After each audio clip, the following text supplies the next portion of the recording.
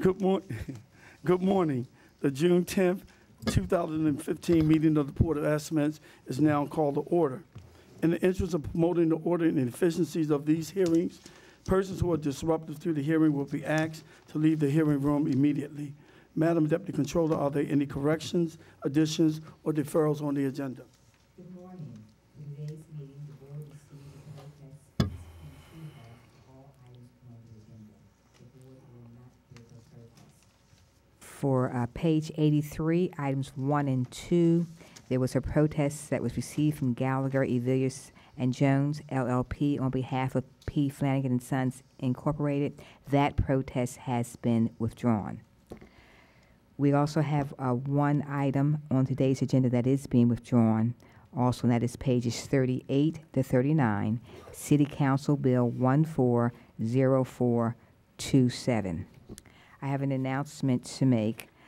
The City Council is expected on Monday, June 15th, to approve on third reader City Council Bill 150532, Ordinance of Estimates for the fiscal year ending June 30th, 2016. The Board of Estimates will have a special meeting on that date, Monday, June 15th, 2015, at 4:00 p.m. So all are invited to attend that meeting.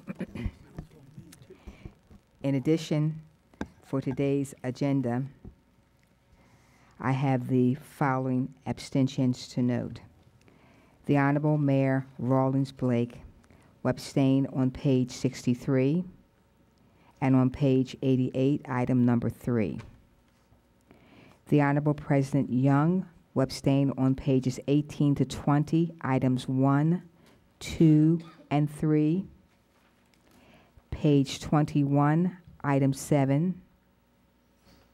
Pages 39 to 42, City Council Bill numbers 15-0521, 15-0522, and 150523. Also, the City Council President will be abstaining on page 87, item number 1, and has reported a no vote for page 43, as well as pages 44 to 45. The Honorable Comptroller Pratt will abstain on pages 84 to 85, items 3 and 4. Also, the Honorable Comptroller Pratt will vote no on page 43. Remaining on the non-routine agenda are pages 83 to 84, items 1 and 2, 84 to 85, items 3 and 4, page 85 to 86, item 5, and page 86, number 6. Mr. President, members of the board, those are the protests received today, the withdrawals, as well as the abstentions and no votes that have been reported. Thank you. Thank you. I will direct the board members' attention to the memorandum from our office dated June the 8th, 2015, identifying matters to be considered as routine agenda items together with any corrections and additions that have been noted by the Deputy Controller. I will entertain a motion to approve all of the items contained on the routine agenda. Move approval of all items on the routine agenda. Second. All those in favor say aye. Aye. All opposed, nay. Motion carried. Routine agenda has been adopted. The first item on the non-routine agenda can be found on page 83, items 1 and 2. Recommendation for contract award, Department of Transportation, contract TR 15012, highways at various locations. Is the protester here? I entertain the motion. In the absence of any protestants here, move approval of items 1 and 2 on page 83. Second. All those in favor say aye. Aye. All opposed, nay. Motion carries. The second item on the non-routine agenda can be found on page 83, items 3 and 4. Recommendation for contract award, Department of Transportation, contract TR 15014, resurfacing highways at various locations southeast, sector 4, and associated transfer of funds. Will the parties please come forward? I will entertain entertain a motion. In the absence of any protestant appearing, move approval as recommended, items 3 and 4 on pages 84 to 85. Second. All those in favor say aye. Aye. All opposed, nay. Motion carried. The third item on the non-routine agenda can be found on page 85, item 5, recommendation for contract rejection, Department of Transportation, contract TR 15013, resurfacing highways at various locations, southwest, west sector 2. Will the parties please come forward? Good morning, Good morning. Honorable President, members of the board. You can come up. My name is Paul Kayola from Gallagher, Vilas and Jones. I represent P. Flanagan and Sons in connection with the protest. Flanagan was the lowest responsible and responsive bidder. Its bid was about $1 million lower than the other bid on this project. The reason for the rejection was a determination of noncompliance by MBU. That was based on what we view as a minor irregularity in the bid. To be clear, the Part D, the affidavit of commitment by Flanagan to meet its goals, was not found to be an error. Flanagan committed to meeting the 7% WBE goal on this project.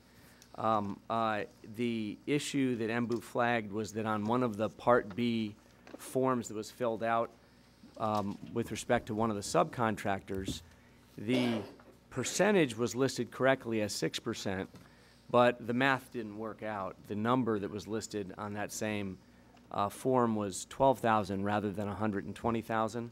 As part of our bid submission, we put in an affidavit from Jill Kiefer, who is the person at Flanagan who actually fills out the forms. We submitted the internal document, which showed that the number should have been 120,000, and it was merely a typo.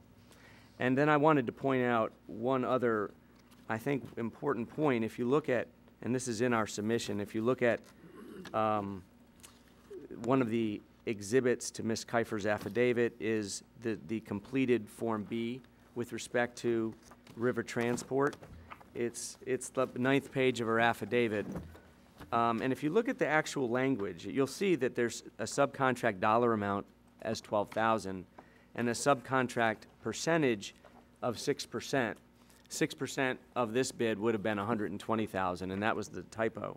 But if you look at the actual language below that, it says the undersigned prime contractor or subcontractor agree to enter into a contract for the service indicated above for the dollar amount or the percentage indicated to meet the MBE WBE participation goal.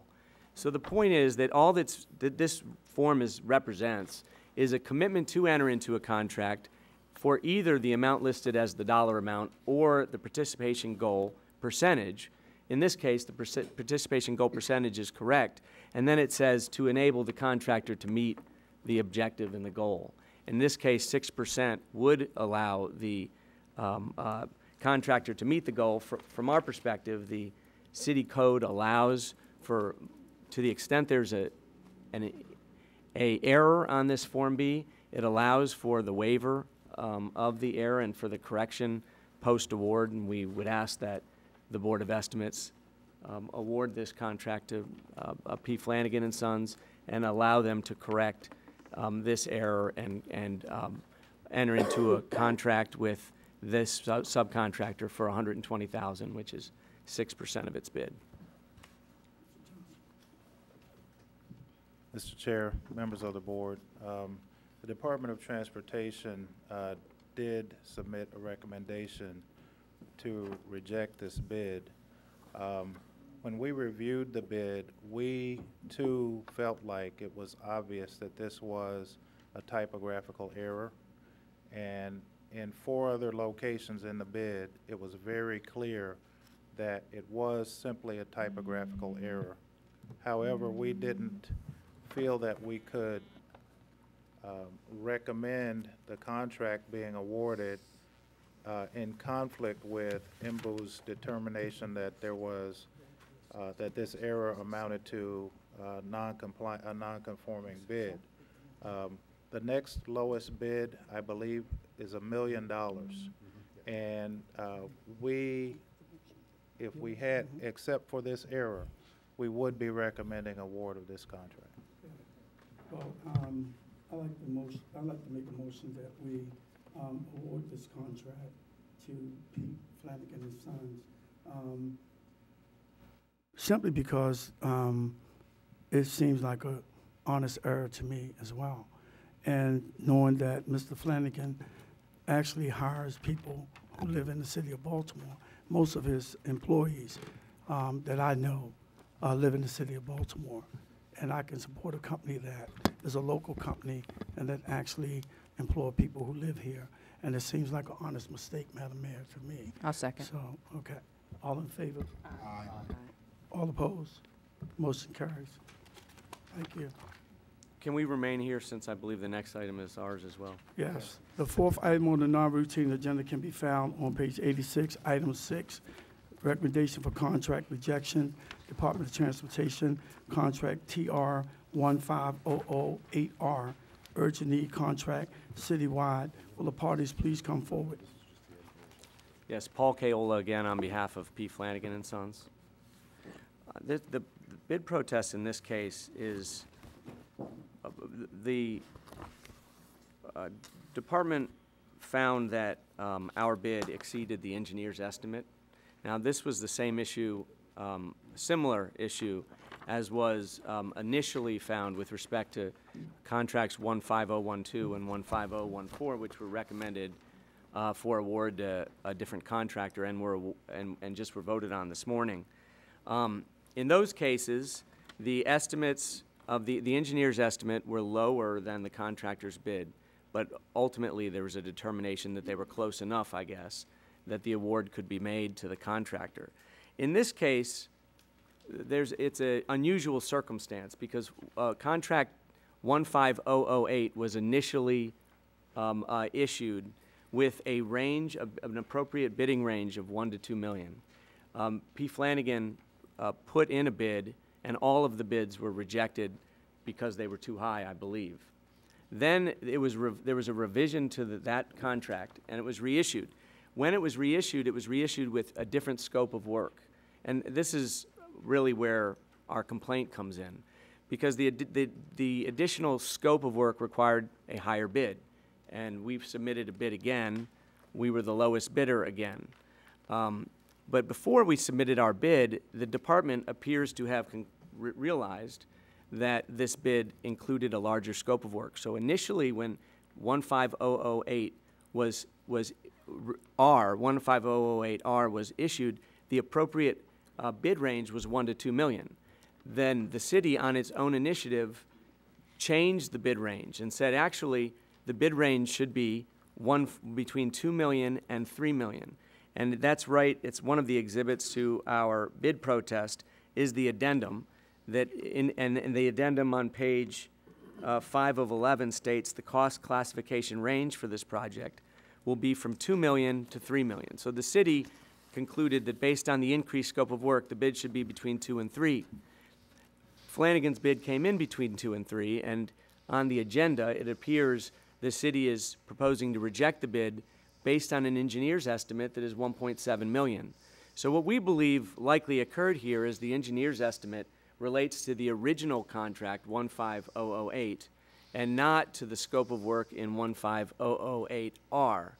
So what we would like to have happen is for the city to take a look at this engineer's estimate, make sure that the unit prices are, the units that are reflected on the engineer's estimate are consistent with the scope of work reflected in the revised contract, not in the initial contract. We believe that based on the fact that the estimate is lower than the appropriate range as indicated by the city, that can't be the case at this time. If the city does take a look at that and adjust the engineer's estimate to the appropriate range, which would be somewhere between 2 and 3 million, consistent with the Flanagan bid, then we see ourselves as being in exactly the same situation as M. Lewis was with respect to 15012 and 15014.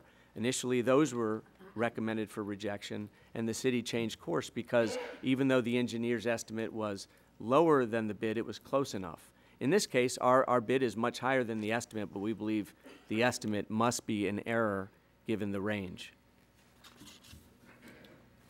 Mr. Chair, members of the board, as you're aware, William Johnson, DOT Director.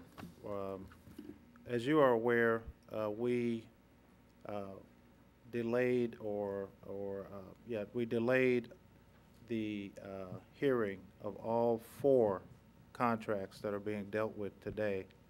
And part of the reason for that delay was to allow us to take a second look at all 4 of those agreements and to do some research. And what we were able to do is to determine that while all 4 were originally recommended for rejection, the state is also experiencing the same phenomenon that we saw on these contracts, and that was that the actual bid prices were coming in higher than the engineer's estimates.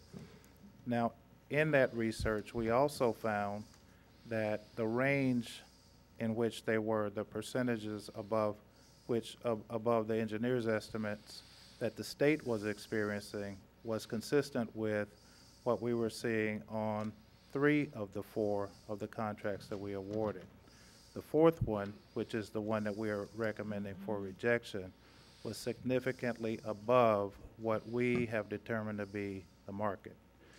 In addition, this was the only bid that we received. So there was no way to compare it to what another bidder may have presented to say, yay or nay, this is really what that project is, the value of that project really is. So for that reason, we're recommending moving forward with a rejection. There's a consistency in that the contract that was just approved, 13, for Flanagan, was also above the engineer's estimate, but it fell within that range, the same range as the other 2. So the 3 that we're recommending did fall within what we determined to be an adjustment in the market rate, and that's how we were able to reverse and recommend award for those 3. But on this 4th one, it's still well above what we've determined to be market rate. I entertain a motion. I move that we accept the recommendation of the department and reject the one and only bid submitted in this instance. All those in favor say aye. Aye. Aye. All opposed, nay. The motion carries. Thank you. There being no more business before the board, the meeting will recess till bid opening at 12 noon.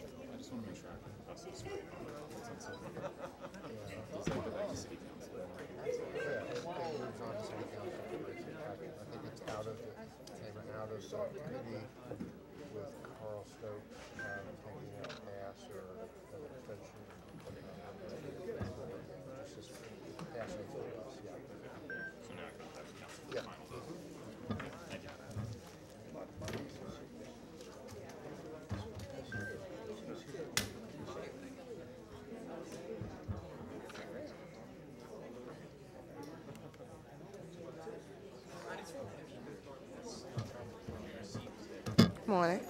Good. Where's my apple? Thank you, sir. Love you too. I know, but it's like sweeter when it comes from you. You like that?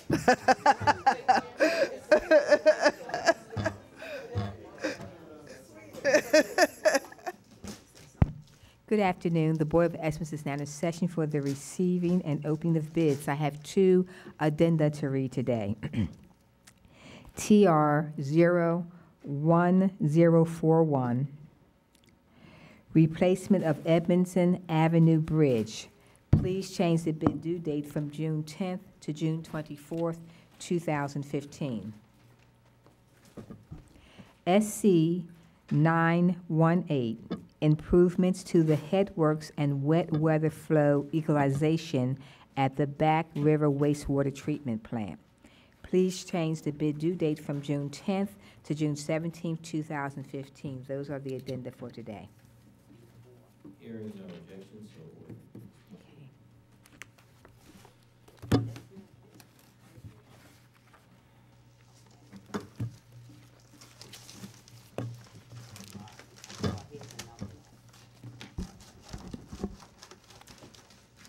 GS 15807, structure repairs to 4 firehouses.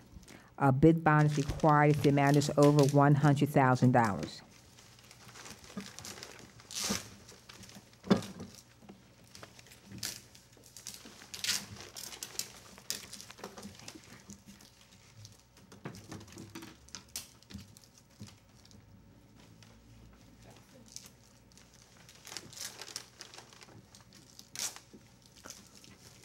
JLN Construction Services LLC with a bid bond, $529,580.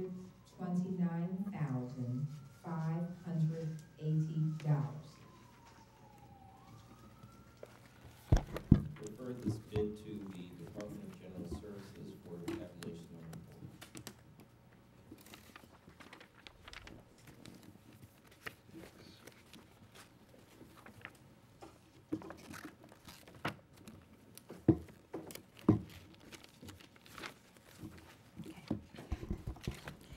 GS 15813, MICU Building Envelope Improvements.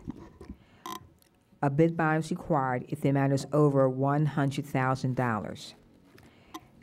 JLN Construction Services LLC with a bid bond, $2,341,489. Refer this bid to the Department of General Services for tabulation and Report.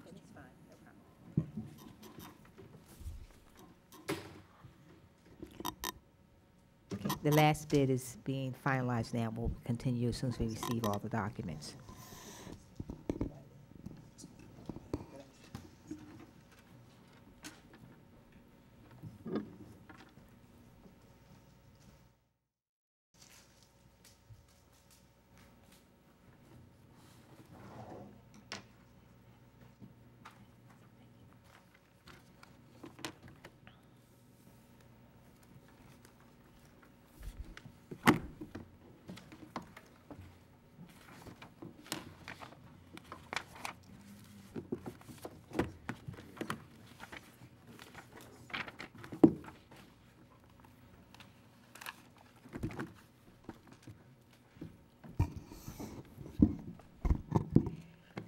B50004056, Enterprise Technology Staffing Support.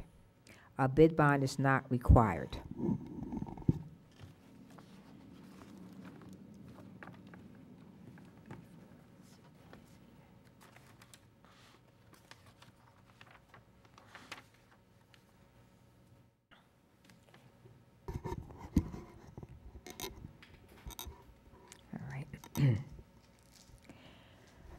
Orange People, LLC.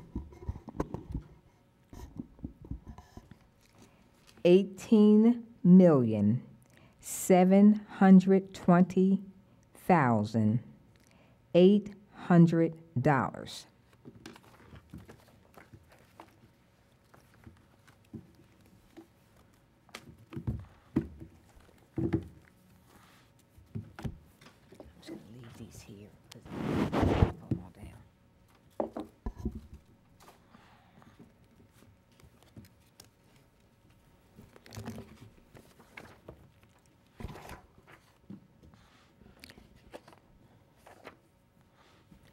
Telecommunication Systems, Inc.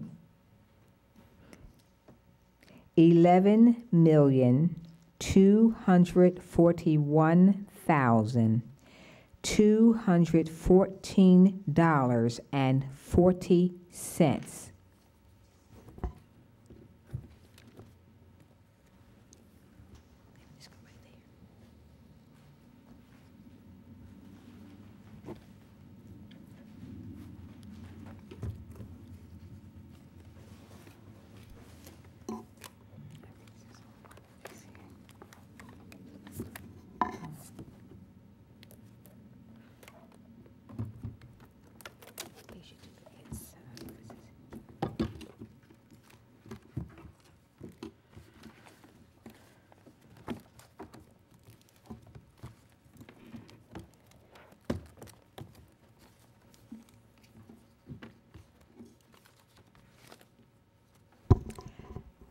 Skyline Network Engineering, Inc., doing business as Skyline Technology Solutions.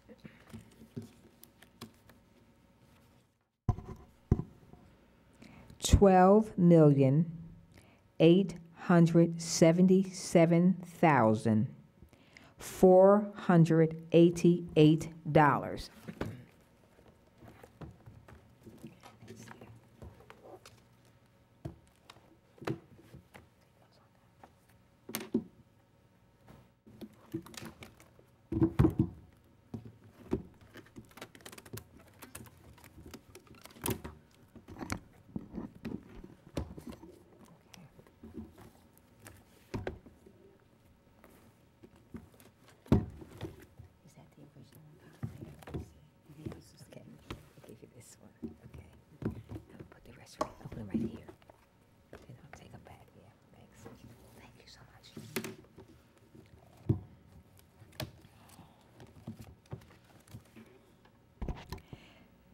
Trigen Technologies, Inc., $12,055,680.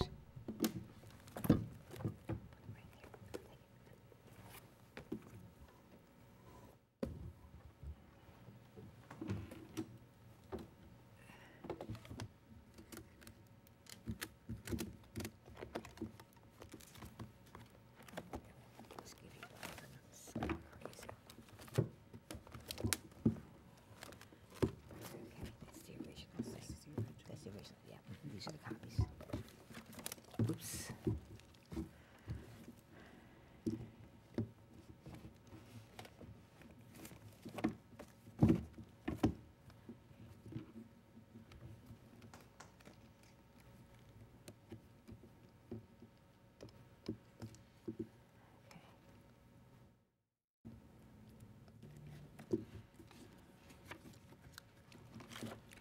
Collaborative IT Services, LLC.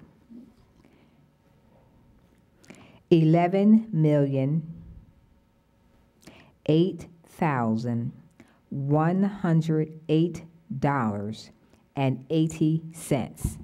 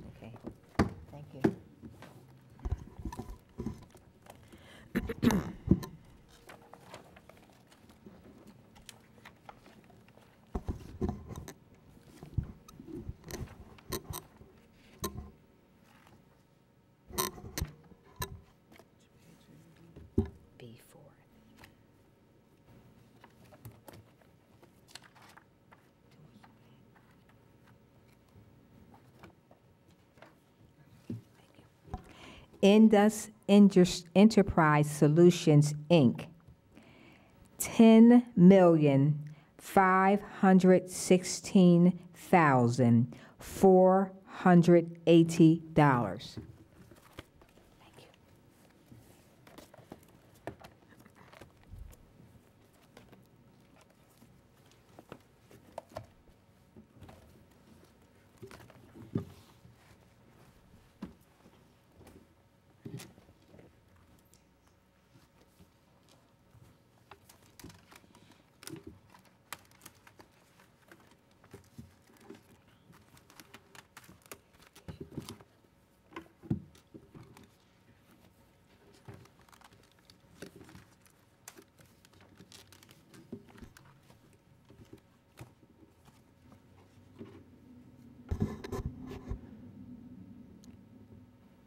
IPAC IPAC USA LLC.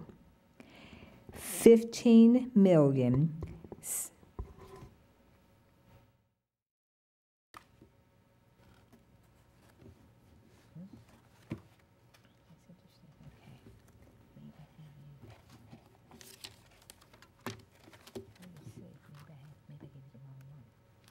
You have to have two different ones. This is Apex, okay. Yeah, and this is, it was with this one. Yeah, it was with this one. Let me see. Yeah, we put some back together then, because it's only one.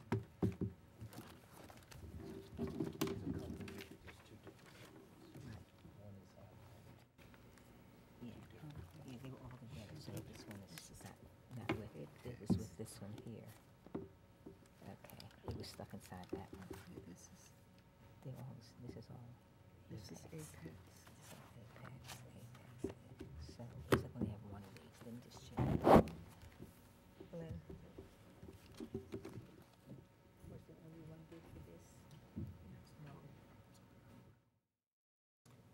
Okay, let me see. Okay, we're stuck with these, that's all. Okay, not a problem. Okay. Okay, share it. Forgive me for the delay. Again, this is IPAC IPAC USA LLC. 15,659,927.50. Thank you.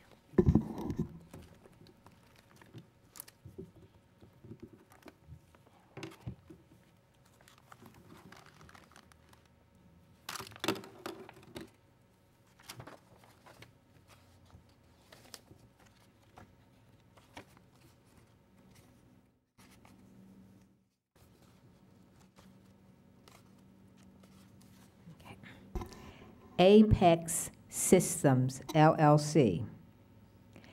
$9,810,049.60.